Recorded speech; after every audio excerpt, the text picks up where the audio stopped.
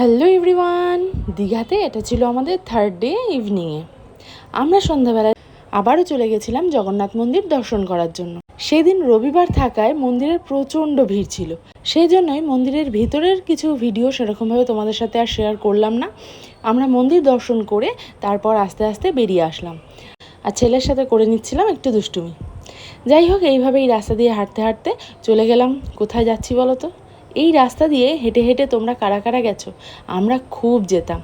আর তার মাঝেই একটু ছোট্ট ব্রেক নিয়ে বেশ কিছু স্ন্যাক্স খেয়ে নিলাম।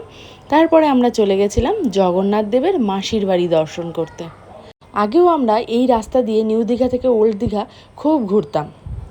আর এই যে এইভাবেই গল্পে গল্পে আমরা পৌঁছে গেছি জগন্নাথ দেবের মাসির বাড়ি।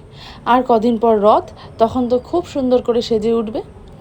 আমরা জগন্নাথ মন্দির দর্শন করে আস্তে আস্তে চলে আসলাম আমাদের হোটেলের দিকে, আর ডিনারটাও সেরে নিলাম। আর এই দেখো, আমার ছেলে নিয়ে নিচ্ছে তার পছন্দের সব খেলনা, আর এইভাবেই খুব মজা করে সন্ধ্যেটা কাটলো।